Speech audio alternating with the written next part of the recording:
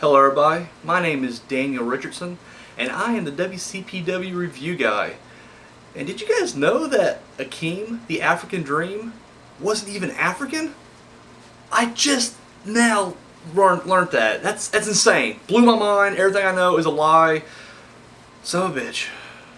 And anyway, this is the WCPW Stacked Review. That's right, this is their second big pay-per-view quality special event, and yeah, it was a good one. So let's just jump right into it now. Right off the bat, we're from Newcastle, and venue's full of, it's packed with just rabid fucking WCPW fans. I love that throughout the night, whenever they would count, because normally you guys know whenever they do the count out, like, someone's getting count out, 1, they're already chanting 2, 2, 3, 4, 4, it goes back, or they're jumping ahead, what I'm trying to say. But then they just changed it like midway through the night to Moose, which I thought was just fucking hilarious. Oh man! All right, and of course, the commentating team of Dave and Alex, brilliant, just brilliant. Like seriously, they had me laughing so much just throughout the night. It was just brilliant. So, all right, now I'm not gonna lie to you guys. You're gonna see my eyes shift a little bit. I don't lie to you guys. I have journalistic integrity. I do not lie to the public. But there's so much stuff that happened last night that I gotta look a little bit. I got a cheat sheet over here. So don't take away my primetime Emmy, please. All right, so here we go. First, we're gonna kick things off with a WCPW Unseen. We had a little bonus match prior to Stacked, and it was Prince Amin and Gabriel Kidd going up against Slater and Moss. Decent match. I enjoyed it. I'm glad to see that Slater and Moss are continuing their tag team success. So that was really good. And then of course they also continued the storyline of Prince Amin and Gabriel Kidd. They're still kind of clashing. Even though Prince Amin pretty much just made Gabriel Kidd wrestle the whole thing. But I thought what was great was that in the end Slater and Moss won. But then they went ahead and they Gabriel Kidd showing sportsmanship, shake their hand, and then they all three walked out together, leaving Prince Amin, unconscious in the middle of the ring. So, yeah, just a good fun match right there. So, all right, so let's get on to Stacked, shall we? First match of the night was Joe Coffey versus Moose, and yeah, decent match. It had kind of a slow start, but decent build to it, and then ended pretty good. I will say it was crazy. There's one scene which I'm sure will make the WTF list. Was whenever Coffey launched himself over the barricade, and of course he hit Moose, but they almost knocked over this guy in a wheelchair, which was insane. Now they didn't get him; he brought him back up, but dude, it was just a fucking hardcore moment. I loved it right there. And actually, that guy, he's on a Facebook WCPW Facebook group, and yeah, he was like, yeah, I loved it, and I was like, yeah. So, really cool moment right there. Moose got the win, and I'll be honest with you, I can see, he's more name recognition, I guess, giving the win, but I was kind of sad to see Joe Coffey's momentum slow down a little bit. I was hoping to see him, which it wasn't, it's not like an embarrassing loss or anything like that. I mean, it wasn't like he got jobbed out. I mean, it was a decent competitive match right there. So, I mean, but I personally, I guess just me personally, I want to see Coffey go on. I'm not gonna lie, I'm definitely more of a WCPW original faithful. I want to see the original guys, the guys who's been there since the beginning, move on, and the new guys that show up, earn your keep a little bit. Work your way up. But that's just my own personal opinion. So, and then of course we were introduced to our general manager Eric Bischoff. Now, I'm gonna kind of just jump ahead a bit here, but I'm gonna bring it back around. Really cool to see Bischoff in the ring. I love the entire segment with him and Blampied, and just how Blampied went from just being like this over the top, arrogant, cocky piece of shit, is like, yay, it's all about me, to whenever Bischoff brought out Pacitti and was definitely more buddy with him. And then Blampied throws the biggest hissy fit, which was just hilarious. I loved it. And all the way to the point where, security, escorted him out of the ring. We also learned that Prospect was suspended, just to make sure that there was no BX/Prospect interference in the main event. And Blampied was escorted out of the ring. Out of the building. And that was it. As far as, now, I mean, he does make a match here in a second, but add a person to a match, but that was it. That was the extent of Bischoff and Stacked, because that's what it was advertised as, one night only GM. And granted, it's very realistic, I mean, I guess it would have been a little too much if he would have showed up and just started making changes and whatever, and made it all about him. So I mean, I guess in that respect, I was kind of like, it's good, you know, I like it.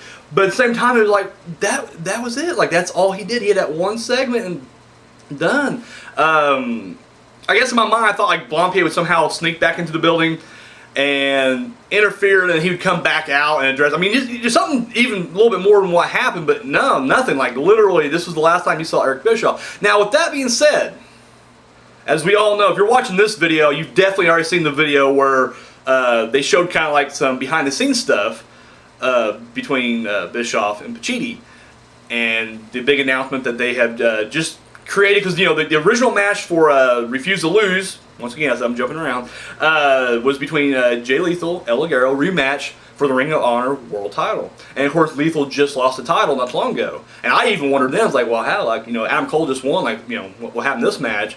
And honestly, just assumed they were just going to kind of gloss over it, maybe, or you know, whatever the case may be, or maybe even bring Adam Cole in or whatever. But instead, they had this little segment where, you know, Paci's worried about it. He's like, you know, what am I going to do? And then Bischoff's like, hey, I'll help you out here.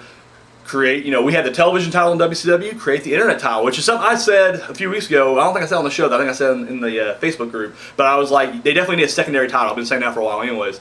And so, awesome. Just freaking awesome. And definitely a title that, you know, I want Ligero to win. And because, I mean, literally, you know, hardest working dude. I don't know about hardest. I won't say that because everybody works very hard there. But, dude, he definitely deserves it. And like I said, he's been kind of glossed over in the world title picture. It's like, how is he not?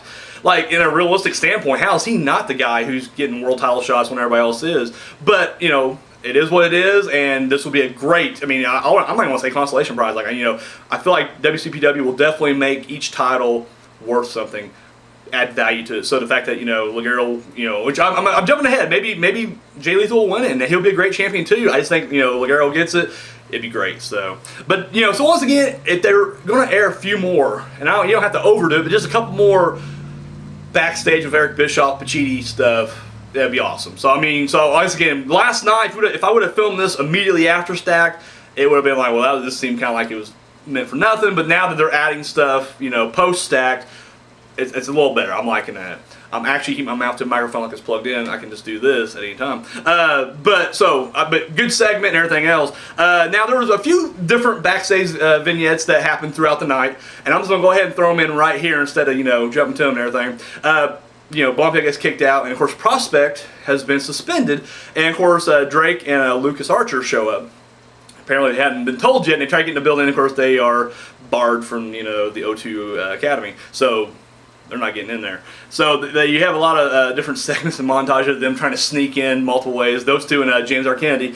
And then the funniest little bit was at the end where it's the, you know, the three of them sitting there just on a little stone wall, and then Blampied shows up and just sits there next to them. They all have like this most defeated look on their face. Yeah, it was good stuff. And then the other one was just kind of odd because I was going to bring this up during my Stack preview, and I'm glad I didn't now because, I mean, it was a horrible guess. But I was like, you know, how does Jack the Jobber factor into anything anymore, right? Because I was like, from even like a realistic standpoint, you know, kayfabe it, you know, his guy turned against him. Now, granted, Jack the Jobber as a character, he's, you know, scared he's a little boy, you know what I'm saying? Like, you know, he's not going to try to go out and get revenge. I get that. But I thought it'd be kind of cool if he would have, you know, if Blampied was, you know, going to be in Damo's corner, if he would have came out with Rampage, or even Hendry, who was, you know, kind of the original guy. But we never saw that. And, you know, as the month went on, it was just like nothing. Like, we didn't see, he did one video for the, I don't know, it was, I can't remember when it was. But he did a video where it was on the Walt Culture thing, where he was just behind the scenes of him at, you know, a WCPW taping. But this, you know, last night it showed him just basically hitting on all the girls backstage and failing miserably, which was funny. I mean, he has that quality to him where it's just like, I don't know, he has like a Michael Cera kind of, he's nervous and kind of twitchy, you know, want to wear my hat, you know, and she's like, I got a boyfriend. He's like, oh, well, I'll just take that back. I mean, it was comical. So I'm glad to see he didn't just get completely dumped by the wayside. I'm glad that, you know, they found something for him to do. So, so going on to the next match. Okay, so the match was scheduled to be EC3 versus El Ligero. And, of course, with Bischoff out there, he's like, you know, we're going to add another person. Of course, they announced, sorry, I really jumped ahead there. They announced that Bret Hart will be there in October. I don't know if he's going to be at Refuse to Lose or if he's going to be at the WCPW loaded tapings or whatever, but he'll be in WCPW, which is huge news. Big fan. Once again, it is kind of like, I don't know, and I don't want to be, you know, a negative Nelly. What is he going to add per se? Because, I mean, he can't wrestle, obviously. So I'm just kind of curious what they're going to do with him. Once again, I'm not, you know, I'm glad he's there. That's awesome. That's name recognition. Once again, WCPW is, you know, exploding at this point. It's rocketing, you know, all the way up to the top. So this is going to help him. This is definitely adding, you know, more star power. I'm just curious what they're going to do with him. And, of course, these guys, you know, they've yet to let us down, so I can't wait to see, you know, what we get for Bret Hart. But, like I said, right now, I'm scratching my head myself, like, you know, that's cool, but it's like, what's he going to do? Like, come out, just cut a promo and leave, or, you know, are they going to try to incorporate him to a storyline, or, you know, what's going to happen? So we'll have to wait and see. We'll have to wait and see. But after Bischoff announced that, he announced that he's going to add a man to the EC3 El Ligero match, and it was Pete Dunne. And I did guess, yeah, Pete Dunne, sorry. Second guess myself there. So we got a triple threat match instead. This match was really good. Now, you know, obviously we know El Ligero. I didn't know much about EC3. I saw a couple highlight, you know, matches, like, you know, they show like the highlights on the TNA YouTube channel, like, you know, the last minute or so of each match. So I've seen little bits of EC3, and I had no idea who Pete Dunne is. I'll tell you right now, as soon as he walked down the ramp, though, liked him. Like, he just had this look to him, like this, he has that certain attitude about him. I love it. And, you know, the Bruiserweight, I think that's a fucking cool nickname. And then just throughout the match, he just had this realistic kind of like, because I just feel like, you know, he's a kind of a shorter guy, and he didn't have muscles, but he has great wrestling, you know, technical abilities. But he also just like does these random, like, he'll just take his mouth right out and bite you, and I'm like, that's totally me. Like, I'm not gonna lie, I'm not a tough guy. If I'm in a ring, I'm going for low blows, eye gouges, and fucking biting. That's my entire arsenal right there. If you're creating me on WWE 2K17, that's all the moves you give me is like weak punches and biting, clawing, and scratching. I love that. So you know, see this guy, I'm like, you know, he's a good wrestler, and on top of that, he adds like these kind of like, you know, heelish, you know, tactic. I don't know, it was great. EC3, I was really impressed with him too. Like I said, this guy is a superstar. Of course. Now, you know, obviously we'll probably never see him in WWE, but he just seems like he should be, you know what I'm saying? Like, he has superstar quality to him, and on top of that, he's a good wrestler. But I was also glad that, you know, El Ligero came out with the win. Because once again, you know, Pete Dunne's a last-minute addition. He wasn't part of my predictions, but I still went El Ligero, and even, you know, I like to see this guy succeed. He's one of my favorites, so I'm glad to see him win. It just makes me wonder if they added Pete Dunne because, like, EC3 was like, I don't want to lose. So it was like a way of, you know, having El Ligero win the match without having to pin EC3. Now, I was kind of worried initially because I thought the opposite, that they added Pete Dunne so EC3 can beat Pete Dunne, and that way Ligero saves, you know. But still, hey, Ligero won. That was awesome, so loved it. Next match was Doug Williams versus Drew Galloway. It has come once a night. I have to announce it. This was my least favorite match, and it wasn't a bad match. It was just the fact that this was so slower paced and never quite picked up. And once again, it wasn't bad. It was an enjoyable match. There was not one time on the entire event that I was bored. Not once. I was enjoying it from start to finish. I'm just saying, you know, when I look at the list, I got all 8 matches listed. What's my favorite? What's my least favorite? And this was my least favorite. That said, like I said, it wasn't a bad match at all. I enjoyed it. You know, just a Doug Williams versus, you know, he's doing the old school, you know, heel tactics and stuff like that, a lot of stalling and stuff like that. But yeah, Drew Galloway, I'm not really familiar with him either. This is my first exposure to him. I thought, you know, did really good. And yeah, he won. And honestly, that's how I predicted it. And that's how I would have booked it. I mean, in all honesty, I like Doug Williams, but it just seems like his matches are so, you know, they're just so a slower pace, and I'm okay with a slow paced match, but you gotta kind of build it. You know, you can slow pace starting off, you gotta kind of build, and it just seems like his never quite get off the ground. With that said, he's a great wrestler, he's a great technician, and everything else, but just like, I don't know, I was just kind of like, in this match. So, but yeah, that's that match. Marty Scurll. I don't know how to pronounce that last name. We're going Marty against Will Ospreay. And this is a match I was really looking forward to, and it did not disappoint. Marty's great. In fact, Will Ospreay won the match, but I hope we see more of Marty. I really do, because I liked the look. I liked his attitude in the ring. I would love how he would just do like these. He would build up like he's gonna do something insane, and then just do something so ridiculously. Like he was like winding up, and then he would do a little poke in the eye, or at one point like he runs like he's gonna splash the dude in the corner, and then he stops and rakes him across the back.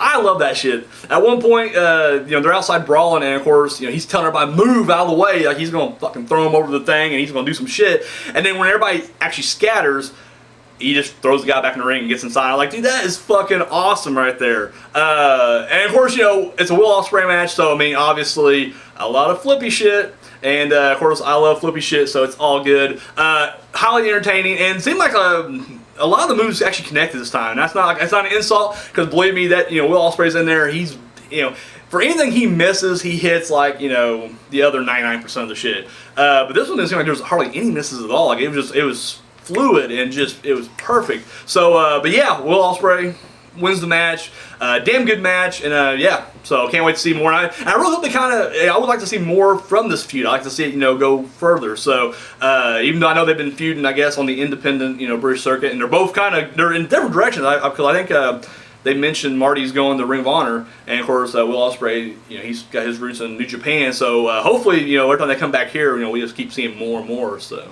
and then of course the next match was scheduled to be Martin Kirby and Travis Banks going up against Slater and Moss. However, Moss didn't show up, and I'm not sure what the real story behind that was. I don't know if it was already planned to do this or whatever. But of course, he had a dislocated shoulder or elbow or shoulder. I think it was elbow. And of course, Prince O'Mean's the one that announces this, and then of course he claims immediately like I had nothing to do with it, which I thought was kind of great, because it's like clearly he did it, but of course he offers his services to team with Slater, and of course Slater's hesitant right off the bat, like no, I'm definitely no, but then eventually he's just like, all right, it's gonna be 2 against 1, I'll do it, and then of course O'Mean's like, fuck you.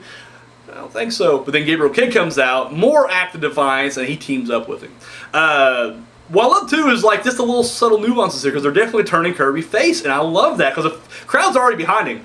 And of course the fact that if you watch early on in that match before the match gets started, when Kirby comes out, dude, fans are going nuts. And of course Travis Banks is already doing like a listen to them for fuck them, what are they cheering? And Kirby's just like, hey, they're cheering, let them cheer. And I just thought that was kind of cool. And then of course the fact that Travis Banks is just constantly yelling at Kirby throughout the match. And then of course when Kirby gets going, he just completely ignores Travis Banks in the corner. At one point, Kirby puts his boot up in the corner.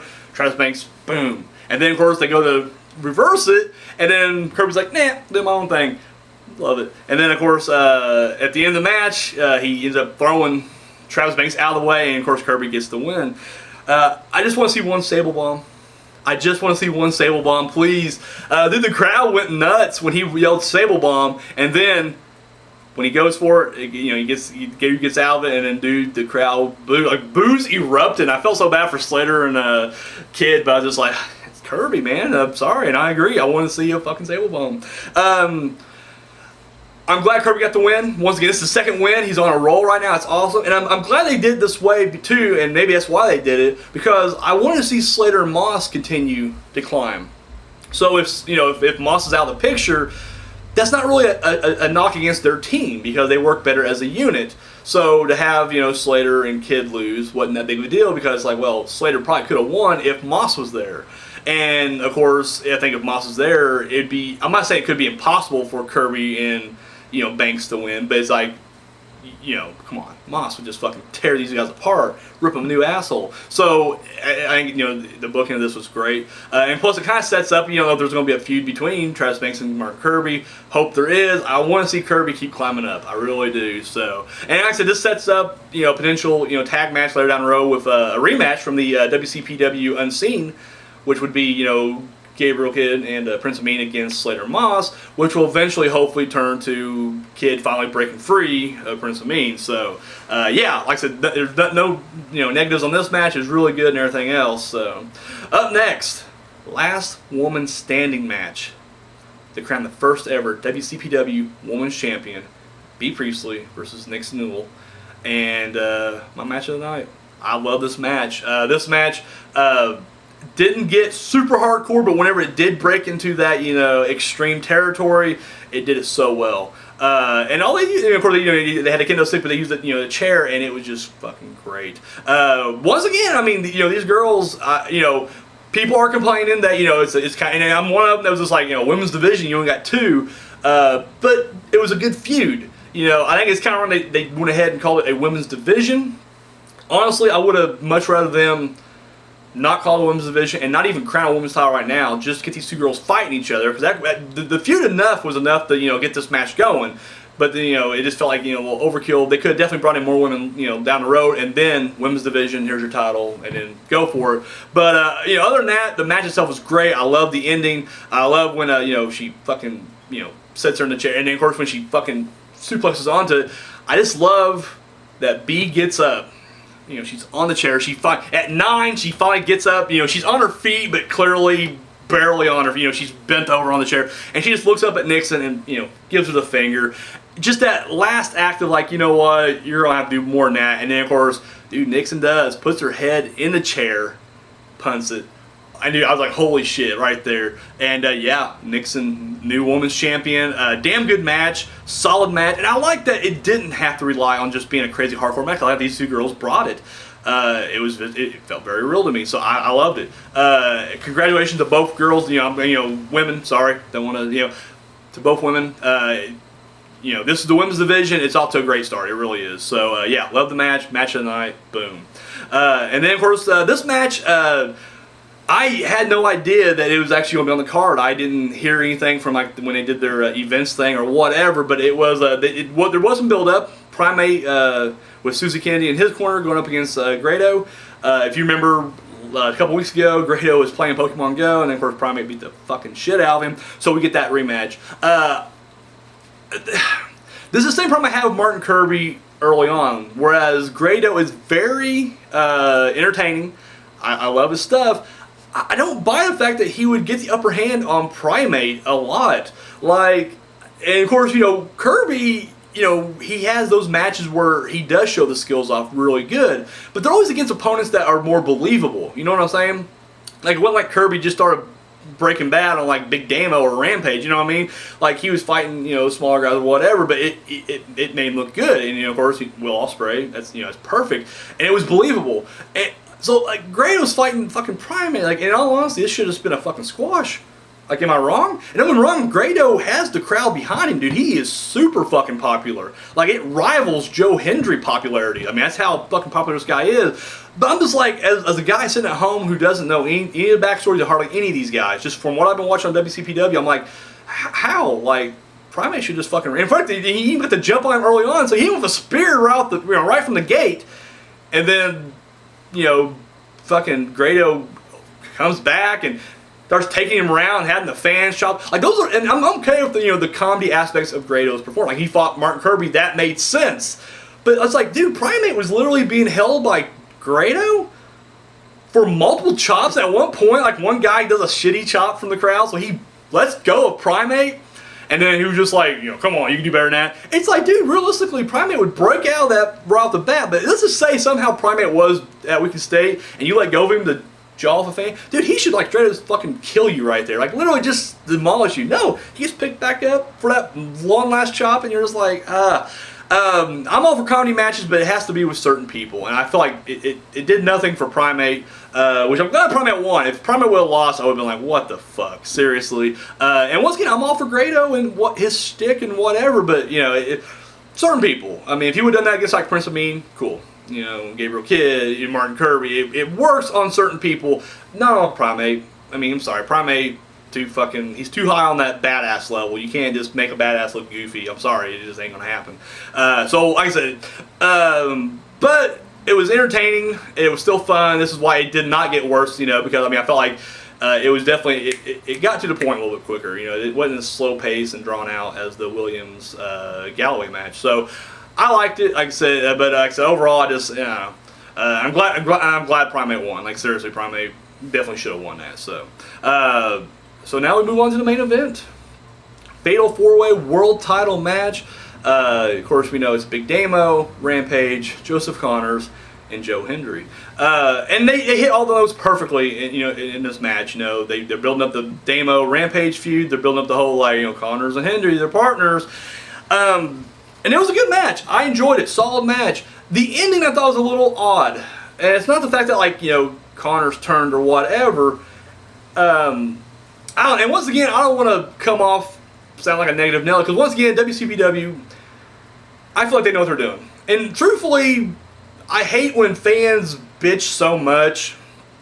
The fans should not be dictating what they're seeing. They should just watch it. Now, I'm not saying that always means it should be great, because WWE has proven that they just do shit after month after month, and it's just still shit, so it doesn't matter. So fans should be upset there. But here I feel like maybe they got something in mind. They got a direction they're going. So let's just see where they're going with it.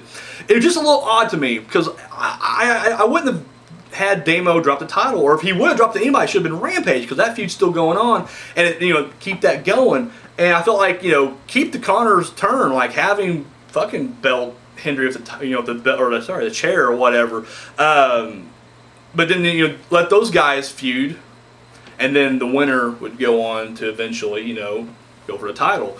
But once again, I don't they got something good cooking, so let's just sit back and see what's going. The ending was kind of odd, because Connors had Hendry dead, and then the referee's like 1, 2.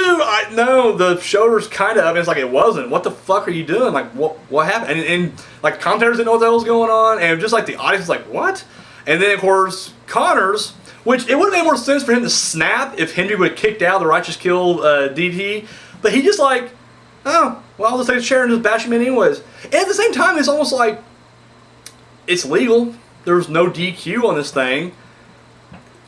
It felt like it's a douchey thing to do. Granted, it's a douchey thing to do, but instead of he completely turned heel, it's I don't see it completely. I'm sorry, he didn't cheat. He didn't cheat to win. That'd be like having a fatal 4-way, scaffold ladder match, whatever. You're up in the air, you got to throw your opponents off, and then he turns and throws him off. It's he did what was legal to do. What? So it was just kind of odd. It was just a weird feeling to me. I walked away going, oh, I don't know how I feel about this. At the same time, I have complete faith in Pacitti and Blampied and all the guys who are booking this stuff. I believe that they're going to do something great. I know they will. But just right now, I'm just I don't know how I feel about this. And as the weird thing is, I love Connors. I am a huge Connors fan. I should be super happy right now. Yes! My guy got it. But it was just such a weird how he won it. I don't know. First there's a pinfall, which that should have been great right there. Fucking just pin him. 1, 2, 3, over. And then you still have that tension, because Hendry would be I'm the best. This is my team. You could have still had that, feud built in or whatever. It was just kind of a weird, referee shouldn't have. I don't know. It was just odd. It was just kind of an odd finish. Like I said, to an otherwise great match. And I know, honestly, that's probably what kept it from being my match of the night, was just kind of this weird ending. Once again, I don't mind. I guess it's okay that Damo and Rampage are still going to be feuding, because, logically, you're going to think whoever wins that will then go on to get a shot at the title. So, it still works. You keep your main event guys all still, busy and everything. So, I like that. Like I said, right now, it's just kind of I don't know what to think. I don't know what to think. So, but overall, the show was great. I'm looking forward to Refuse to Lose. I'm looking forward to next week's Loaded. Like I said, this is going to be, like I said, right now, shit's changing, and I love it. That's the way wrestling should be. It should be constantly moving, and that's what we're getting right now. So it's awesome. Guys, what did you think of Stacked? Dude, let me know down below. I'm super curious. I've literally been trying to stay away from Twitter and even my own comment section. I just when I did the prediction, I'm dude, there's gonna be somebody on there who's gonna be here's the results anyways, So I literally whenever I got any kind of comment, I hit like and then walked away. I was nope, not gonna read it. Just like it and move on. So I'm just dying to hear what you guys are thinking. What you guys thought about Stack. Please let me know down below. Hit me up on Twitter if you want, and talk to me there. Interact. Let's get the conversation going. And of course, what do you think about the the new internet title as well? I want to hear that. Your thoughts on that as well. So anything I talk about tonight or today, just hit me up. Let me know what you thought. So yeah, drop that down below. Tune in later on today. I'm telling you now, I'm loving that you know, they're going to start putting their stuff out on the weekend because I have more time. Like, this is where I have time. Like, I have time to actually take, you know, to do these shows as opposed to trying to cram it all in when I'm working during the week. So yeah, this schedule's worked out great for me. Tune in later on today when I do my top 10. And you know what the great thing about this top 10, like, you know, the top 10 after, you know, a big event like this, it's constantly moving. I love that. And yeah, this was no exception. In fact, there's not a single person in the same spot from last week. Like, everybody has moved somewhere in the top 10. So that's fucking awesome. So yeah, tune in later on. You'll see who the top 10 is, who's number 1. It may surprise you, so tune in. Guys, share and subscribe if you haven't already. Show this thumb, or show this video that thumb and love. And of course, you know, follow me over on Twitter at WCPW Review Guy 1. And yeah, that's all I got, guys. Thank you so much for watching, and yeah, until next time.